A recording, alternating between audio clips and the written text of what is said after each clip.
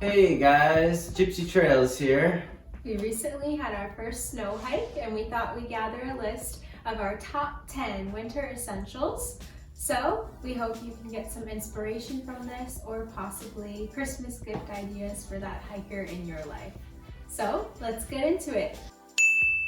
Number 10 on our list is insulated Camelbak straw. We've had varying degrees of success with this, which is why it's kind of far down on the list. A lot of people prefer to use a Nalgene bottle or something bigger, but if you do like the Camelbak, as we do, then we've found you can use this up to maybe around 20 degrees, but then below that, it's pretty much useless. Yeah, they do work well. The only problem we've had with ours is that, you know, even if the cap's on, I've had it leak all down my side and then freeze in the temperature.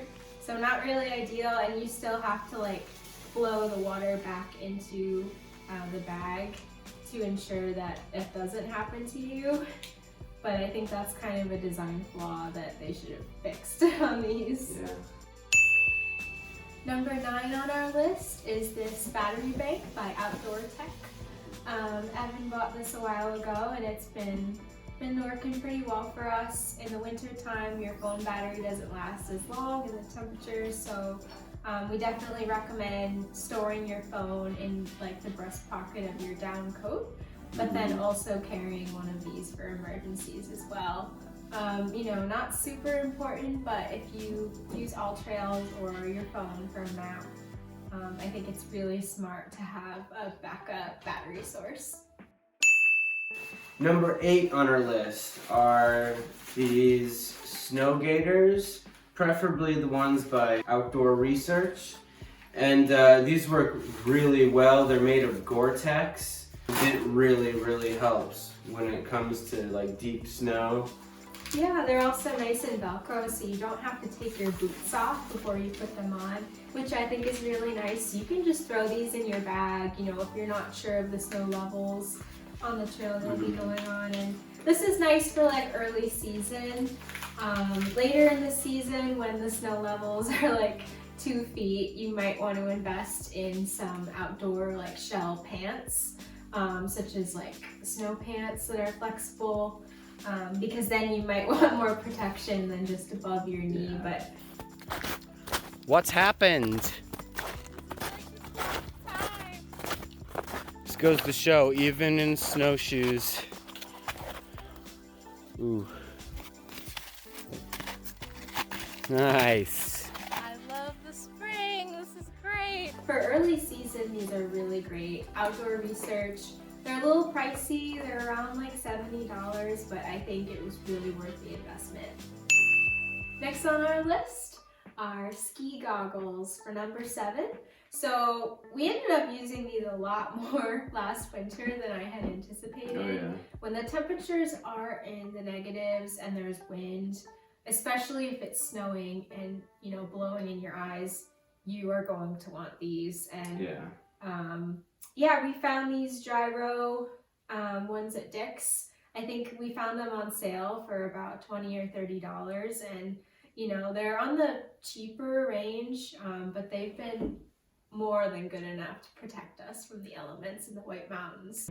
Got the goggles on, big help when the snow's blowing in your face. Yeah, big time. You can hear the wind. And for number 6 on our list, we have basically any type of headgear, whether it be beanies, what are these called? The turtle fur, just like the headband.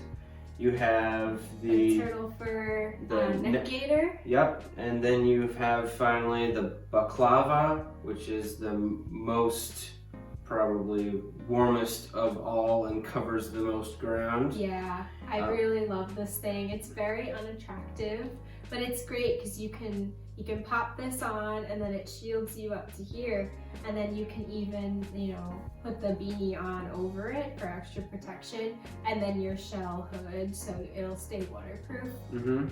I highly recommend investing in a nice little balaclava. This was like all of $10 and it kept me like really nice and warm, and you can even put the turtle fur gaiter right around your neck too to help seal in all the heat.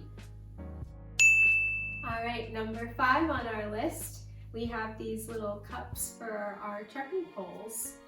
Yep, these are really nice to have because in deep snow, I mean, the snow on the side of the trail can be 3 to 4 feet thick sometimes. So having these cups helps to not post hole an entire way down.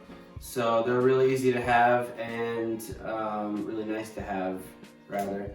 And it's always good to carry a few extras around too, because I know I've lost a couple in the middle of a hike and that kind of stinks. But yeah, these are, you know, something that's just really great to have in the wintertime.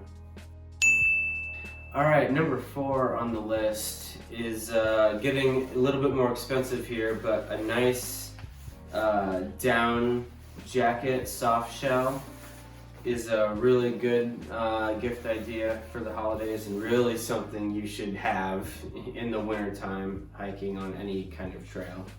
How would you rate your Garfield experience today? Painful, cold, but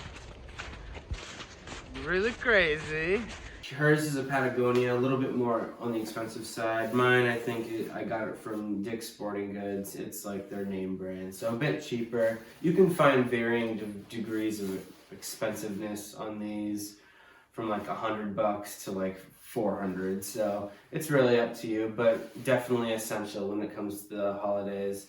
And then on top of your down, I highly recommend having a really nice waterproof shell.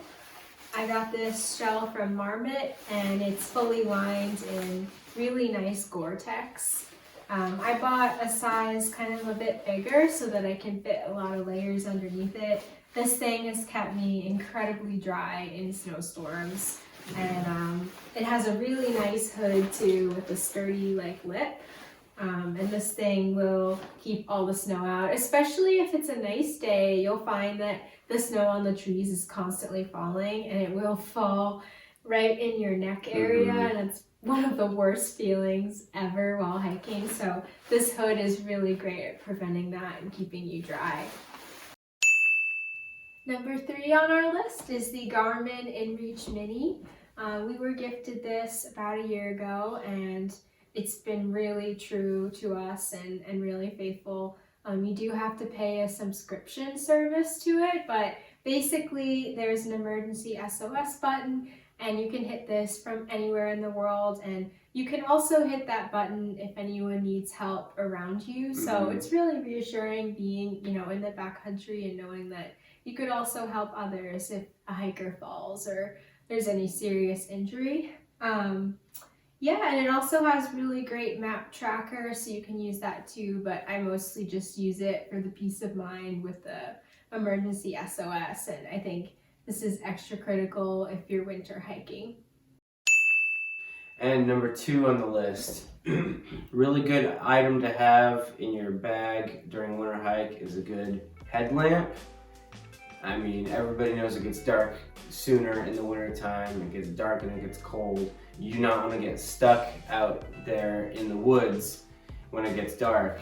So it's always good and essential to have a headlamp with you. Ours are the double diamond ones, which is a really, really good brand that we really recommend. There's some cheaper options out there as well. The black diamond ones are really, really extensive with you know, in their functionality. There's a lot of different settings on them, but they're really good, and something is definitely a good stocking stuffer. And finally, number 1 on the list, we have Microspikes. Something you should have the second you see a little bit of snow on the ground, you should have these ready to go. I know me, for one, I'm pretty much a baby deer when it comes to ice, so if I didn't have these, it'd save me from a lot of slips and falls. And going right along with the Microspikes are snowshoes. There is a lot of back and forth with, the type of traction you'll need in the whites, and we definitely recommend that you have both of these options. We invested in Tubbs snowshoes. I have the Flex Alp snowshoes from Tubbs. These are really nice and lightweight, and they also come with this kick bar that you can flip up, and it gives you some extra leverage on your heel during really steep ascents. And Evan has the Tubbs Wilderness snowshoes. So we have the same brand. We both tried a little bit different of an option.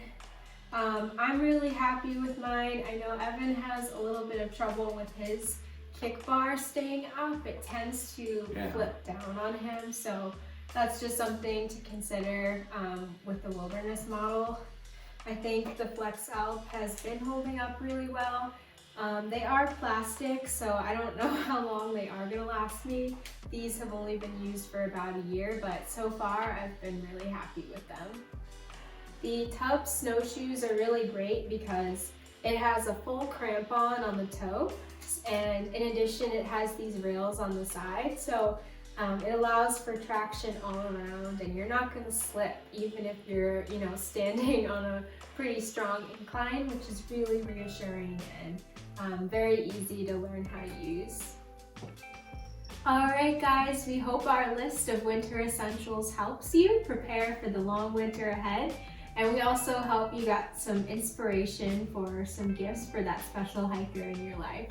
Thank you so much for joining us today, and we can't wait to see you on our next adventure. Happy trails. And since it is the Halloween season, we figured... Halloween. I don't know why. Alright, okay.